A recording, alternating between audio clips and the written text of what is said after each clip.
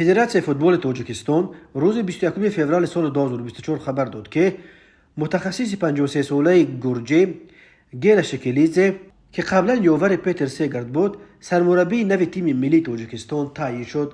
گیراشکلیدزه ایام فوتبال بازی در دسته های دینامو باتومی، گرجستان، لیرز، بلژیم، ارسنال اوکراین و CSKA اوکراین باعث حمایتگر بازی کرده در هیئت تیم ملی گرجستان 22 بازی انجام داده است. گیراشکلیدزه دارای اجازتنامه مربیگری کاتگوری پرو اویفا بوده. سالهای 2007-2011 گیراشکلیدزه دسته های ملی نورسان جوانان گرجستان را رهبری نموده است. شکلیدزه سالهای آخر یاور سرمربی پیتر سگرد در تیم‌های ملی گرجستان، افغانستان، مولدووا و تاجیکستان بود. فدراسیون گفت تمام ستاد مربیان منتخب تاجیکستان که 2 سال آخر در دسته کار میکرد با تیم ملی کشور همکاری ادامه میدهند. یاور شکلیدزه متخصص دیگر گورجی تماس بکیری خواهد بود. الیشیر تویچیف مربی دروازه‌بان تیم ملی تاجیکستان و الفبک بیروموف مربی تحلیلگر دسته باقی میمانند. فدراسیون فوتبال تاجیکستان قبلا اعلام کرد که قرارداد همکاری با مربی خرواتی پیتر سگرد تمدید نمیکند و او به این ترتیب ترک تیم ملی تاجیکستان میکند. این تصمیم که در پی هنرنمایی به طور حیرت انگیز اولی تیم ملی تاجیکستان در مرحله نهایی جام آسیا در قطر بسیاری از مخلصان و متخصصان فوتبال را در حیرت گذاشت. حدسی هم زده میشد که سگرد با یک تیم ایرانی مذاکره داشت و شاید با دریافت پیشنهاد بهتر از تاجیکستان رفته باشد. اما سپورت اوز یک پایگاه خبری ورزشی ازبکستان نوشته است که مذاکرات اینشتین یا پیتر سگرد با تیم ایرانی فولاد در نهایت به نتیجه رسیده، ولی سبب از رهبری تیم ملی تاجیکستان رفتن او به گفته منابع این نشریه بحث معاش با فدراسیون فوتبال تاجیکستان بوده است. منابع سپورت اوز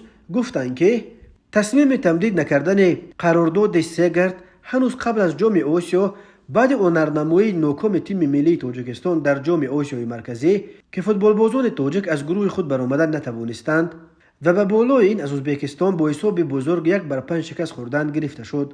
ولی از بس که طبق قرارداد یکم در صورت با تشبث فدراسیون فوتبال تاجیکستان قطع کردن قرارداد به سگرد باید $100,000 جبران پرداخت میکردند. در فدراسیون تصمیم گرفتند که قرارداد را پیش از مهلت قطع نمیکنند ولی بعد به پایان رسیدنش تمدید هم نمیکنند. به گفته این منابع گویا سگرد تا 2 مرتبه بالا بردن معاش خود را طلب کرده، همچنین خواسته است که تا فدراسیون معاش یاوران او را از حساب خود به طور علایده پرداخت کند. طبق قرارداد یکم فدراسیون معاش تمام مربیان تیم ملی را 1 لخت به سگرد پرداخت میکرد و او سپس باید از جیب خود به یاورانش معاش میداد. فدراسیون فوتبال تاجیکستان این فرضیه بحث معاش همچون سبب تمدید نشدن قرارداد سگرد را هنوز شرح نداده است.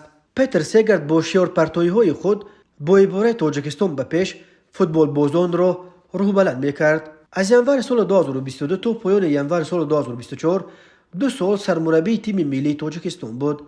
نقطه عظم بلند نتیجه فعالیت او هنرنمایی فوق‌العاده خوب تیم ملی تاجیکستان در مرحله نهایی جام آسیا در قطر شد.